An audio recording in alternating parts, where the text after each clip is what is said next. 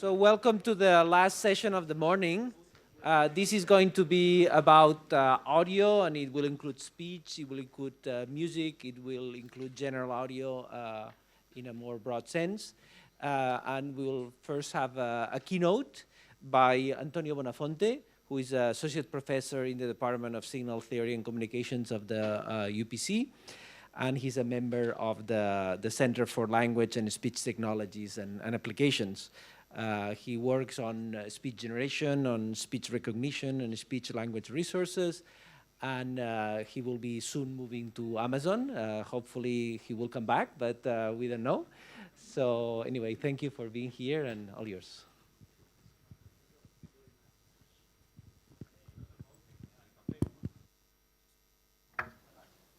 Sí? Sí, okay. So first of all, thank you to the organizers. I'm very impressed that you have been able to organize all this event without any formal organization, without any funding. So, and thank you for inviting me. So this talk is about the new models that have been proposed for generating speech, especially in the field of text-to-speech. Convert text to speech. Speech generation can be also other things, for instance, voice conversion or denoising, etc. But it's most on text to speech. So I don't have much time, so I will do three small things. I first talk a little bit about this text to speech for those of you that don't know about it. Then a little bit, very, very short, how many people try to use the deep learning methods in these traditional architectures. And finally, the novel architectures that have emerged and that are quite revolutionary and have updated all the previous ones. So basically, the text-to-speech is just you have text, and then the output is speech signal. And traditionally, this has been divided into two steps. The first step, or the first module, we call text processing. So it takes the words, the letters, and then it produces some acoustic features. For instance, here you can see the phonemes, but in particular it's a little more. Here it's a particular format, but basically it's one line for each phoneme. And for each phoneme we have information like, for instance, if it's a verb, what are the phonemes in the context, on the left, on the right, and things like that. A number of syllables, stress, and things like that. And then the second module is called waveform generation. You have to take all of this information and still a big step here to arrive to this signal. Well, these are some examples of the linguistic features. Okay. Some technologies use something that is called vocoder. If you work if you work in deep learning, you know the autoencoder, so this is previous to that, is signal processing. So here you have a signal that is the waveform. Kulú, trae el coche, rápido. And then this is natural speech, of course. And then some people, this is in particular, vocoder was done by Daniel Erro, a former PhD student of UPC. So we represent in a signal that is much slower. Here we have 40 features that are evolved from time. And then the people that did that say, okay, he programmed a signal processing method, and this is the result.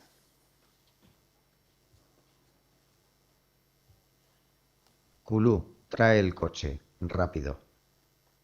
Okay, so it's quite acceptable, I would say, but there is still a small loss in the quality.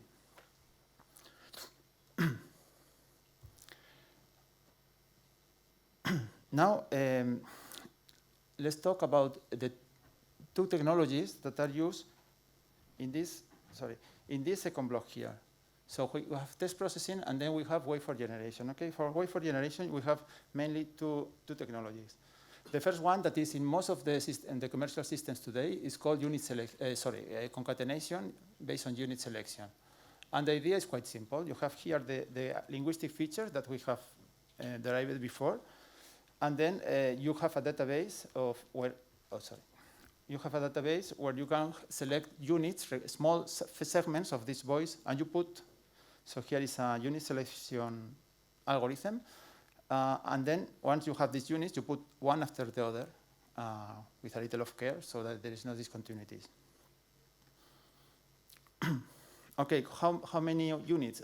The most, the best, because you can select best, more, and typically this is done with one professional speaker speaking very constant and something like 10 hours or something like that, 10 hours of recordings in a studio.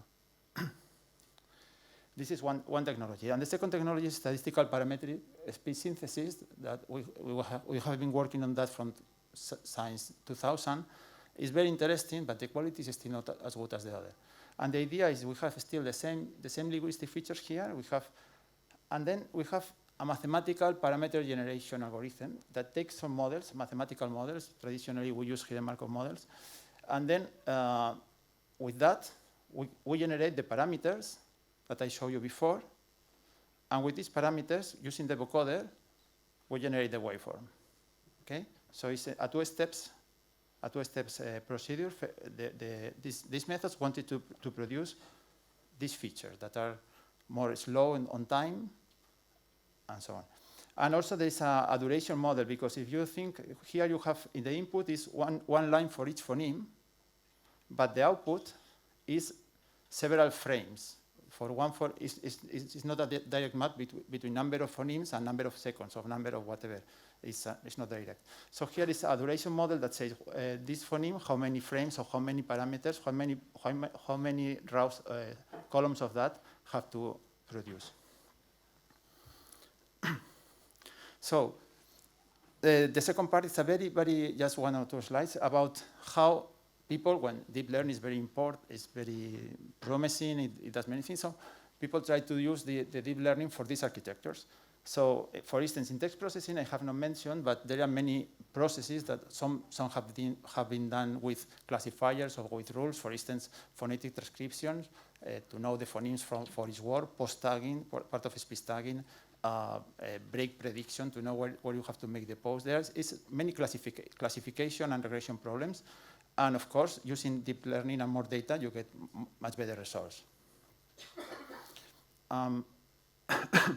Also, for the statistical technology that I told you, instead of using hidden Markov models, we use another system that is able to generate trajectories, basically recurrent neural networks. So, for instance, here is a work that we have done at UPC, where we have these linguistic features and also the duration model to say how many frames I want for each phoneme. And with that, there is in this particular case, there is a recurrent neural network that produces a sequence of parameters that we will use to the vocoder. This was proposed by Heigathen and others in Google. But in our case, we produce at the same time, in the same network, several speakers, so that it can share the information of the speakers. And also, we were able to interpolate, to create new speakers mixing these things. So this is the advantage of having statistical instead of the concatenation. In concatenation, you cannot do many things, but in statistical, yes. And in unit selection also has been used a lot. I have not mentioned that here there is, to select the best units, you need to know how you select the best units. And basically, there is a cast function. And this cast function is very difficult to adjust. I mean, maybe it's more important this or more important that. So the people use deep learning to produce trajectories that are used then to select the units. Or they use the deep learning to know how are the units when you put one unit with the other to assess that. For instance, Siri works like that. It's a concatenation system, at least 2 years ago, I'm not sure now, a concatenation system that used deep learning for that. But okay, this ends the second part. The third part is the new architectures that are completely new and are quite revolutionary. So first, we will talk about the neural vocoders. In the neural vocoder, well, the scheme is the same as before. You have the linguistic features, these phonemes, one for letter. Then the parameter generation, as before. These parameters here, slow. But instead of having the vocoder that our friend did with signal processing, they put neural network to learn to generate the signal. And this is quite amazing, that to try to generate directly this signal that is 16,000 samples per second, etc. The main things, well, there are different ones. For instance, Wavenet, sample RNN, wave RNN, parallel Wavenet. Basically, all of them, what they do is first, they have to predict the waveform, as I said, sample by sample. Then they use quantization of the samples. I will say that one sample or one speech sample is continuous, a continuous signal, but they prefer to use as a quantized value. Then they apply things like cross entropy for probability, sample probability, and they can model more. In principle, you can model more general probability distributions. Okay, so yes. And most of them, not all of them, but most of them, at least the first idea, are autoregressive models. It means that in order to generate one sample, you need the previous one. You are based on the previous one. It's normal because the waveforms are very continuous, and then it's normal that you, in order to generate the sample now, you first have to draw the other ones, and then you continue with the next one. Well, maybe most of you know Wavenet. Wavenet was presented on 2016, and it was a very revolutionary idea. So I'm going to explain a little bit about it. Well, I told you that they quantize the signal. So the signal typically in a CD, for instance, is 16 bits. 16 bits is 64,000 possible values. So it's a lot. Okay, in language modeling, they also have a lot. But here we have to do that 16,000 times per second. Okay. So what they do in this version is to simplify. They use something that in the old school we did in telecommunications, is to use a low and to use only 8 bits. And basically the idea is, in order to be very efficient in training, instead of using a recurrent neural network, they use a convolutional neural network. Not only is it very efficient, but you can impose exactly how many frames. Here is this means convolution, and here you know how many samples are you using for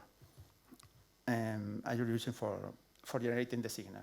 So you see, are not normal convolutions, are called dilated convolutions, because, for instance, this layer only takes this one and this one.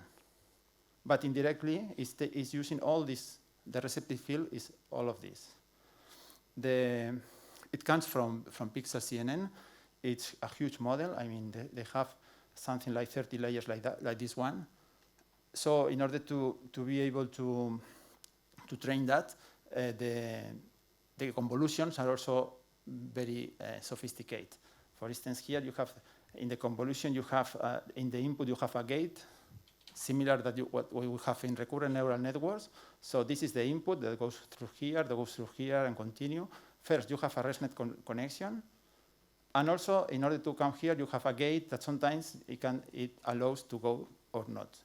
This box is each one of these bots here, and the number of layers here is 4, but in real implementation is 30. Okay. Okay. The results were amazing. Here, for instance, you can look to the English one. Here, this was the concatenative system. It's very good. It was the commercial one. You can hear this is still in Spanish. In Spanish, they have a concatenative one. So the Google Voice is this one. The parametric is also a very good one. And this is the human speech. Well, sorry, this is a scale you ask to the people, and you ask from 1 to 5. So 5 is perfect. So this human speech was almost perfect. And if you see the gap from the competitors to Wavenet is very high. So if you look to the number of papers that have been produced afterwards, is huge with Wavenet for many applications. For instance, for speech coding, for music generation, and things like that. Okay. In training, this is very fast, or can be fast. Why? Because you can do everything in parallel. So you have many GPUs. You can do all of this in parallel. You have all the samples of the input samples. You can do different blocks at the same time. The sample at the same time, the next one, the next one. But in generation, it's very slow. Why? Because in order to generate here, what we compute is the probability of the samples, of one sample, of the sample at the time. And from this probability, we sample and decide what is the real sample. Like in translation, for instance, the same. Okay, but in order to generate this one, you need this one here. You need to input the sample here. So you cannot, it's not possible to do parallel. But in a few months, they provide a very intelligent and completely new idea that they call, that is done in parallel. It's very similar to GANs, or it has something similar to GANs. Here you have noise. You only have noise here. And doing convolutions, as a magic thing, at the end you have voice. The signal is continuous and so on. And how it's learned? Why? Because they use the previous very good but inefficient Wavenet system, and this system here has the exact distribution that he wants. So he can say, it's not only the sample, I know the distribution that I want, and using the distribution that I want, using the information measure, I can impose this down. Okay, and there are other methods, for instance, I recommend you that if you have not seen that, to see the blog of this. Is very interesting. There are samples and so on. So this is another one. It's called sample RNN. Was proposed by the Mila group in Montreal, and we have been working with that. So the same that Wavenet, for instance. I mean, the same of Wavenet. If you only use the one sample to generate another sample, you get something like that. Rendo segné valtrol se hamiesa por los otros. Zara se bien se de lin valori for film. Okay, see, this is voice, but we are not saying how we use that, okay? So in Wavenet and also in sample RNN, you can, first you train that, the structure of the voice, and then you can impose other things. For instance, who is the speaker, what is the content that you want to say, things like that. We have worked, for instance, here with the previous system that I have shown you, just like a vocoder, just to do the last step. So from the linguistic feature, we get parameters. These parameters condition here this sample, and this is the output. Los dos callaron y el silencio era casi total. Solo se oía el campanilleo de unas cabras que pastaban por el otro lado del oasis. Okay, the architecture is here is not recurrent. The recurrences are here in these nodes, in these middle parts, but it's a slower rate, so it's faster. Okay. This is all about neural vocoder, but there are other parts. We have said at the beginning we have text, and from text we have the linguistic feature, this box very ugly that I have shown you. Okay, this has also been done, everything that has been done before with many classifiers and many things has been done with deep learning. So the idea now is you have the text, for instance this one, and the output are directly these acoustic features. And with these acoustic features you can use a vocoder, a traditional vocoder, or Wavenet. Why not? As the same that I have done here. Okay. So these models come from different paradigms that come from translation. I think sec-to-sec model, or for instance memory architectures and transformers. And the main actors are the big companies. I mean Google, Facebook, Microsoft also. So here are some plots of some of them. This is Chat2WAF from Montreal, and here they take the text. They have a bidirectional network, and with this they have information. With an attention mechanism, they produce finally the parameters. These parameters that I plot here, and then you have a vocoder. In their case, they use sample RNN. So basically, they don't have. They are able to have a very limited number of letters, and here a bigger number of sequences.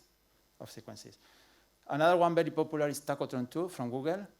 So basically, the idea is also they have the characters or the phonemes. Some people prefer to use the phonemes because you can tune the pronunciation in company and in production. And here you have an attention mechanism, and again, you produce this spectrum here. And they have very, very interesting things recently. For instance, you can, with the conditions, you can get a different style, or a different style, or to imitate some reference audio, or to create your own styles that you can then modify the speech. And finally, there is a paper from Microsoft from, I think it's less than 1 month, that if you work on machine translation, this is the architecture that has been used this time. So it's the transformer. Basically, here you have the letters, and then you try to encode the information that is in the letters all at the same time instead of going the left to right. And then in the generation, you create these spectrograms, and then go to the input, and you also use the same mechanism to decide what are the spectrum that you are generating. The paper says that they present the results very formal, and they say that that is better than tachotron, but well, very, very similar. But I mean alternatives. Okay. Sorry for being so fast. There were many ideas. I think that the slides can be, you can look to these slides and you have the references. So to end my talk, just to discuss that this learning has been, in my field, has been a real revolution. So at the beginning, it was very interesting. When we started to modify the classifiers with deep learning techniques, it was we worked on that, and it was very rewarding. But these new ideas are really very interesting. Many of these ideas have come from another fields, yes. For instance, for computer vision, Wavenet, or for machine translation. So the authors are from these disciplines, and also people from the speech. So I think that this forum is very interesting to be able to learn some important references that sometimes it's difficult for us to arrive. Okay, as I say, this architecture I have talked about text-to-speech, but has been used for speech coding, for speech enhancement, music enhancement, as a work of Xavier Serra. And so it's well general. It comes from vision and can be used for many other problems. The quality is very, very good. I have no time to go to the samples, but it's incredible. But still, there are many applications that you cannot use that. For instance, it's perfect for something very short. If you have to do the time, it's 4 o'clock, or you have to go to the left, it's very clear. But if you have to listen to an audiobook, still you have work to do. So that is or for instance, for dubbing, for the movies. If you think in movies, in the characters, you have still a lot of work to do. And also, if you go to the demos of tachotron, for instance, they are very impressive. You can have different styles, very different styles, very expressive and different styles. But still the question is, when you have to use this style. I mean, you need to control. You cannot read a book and then use something that is not appropriate for that time. And so maybe this is something that Google certainly is working a lot on that. Okay, so thank you very much.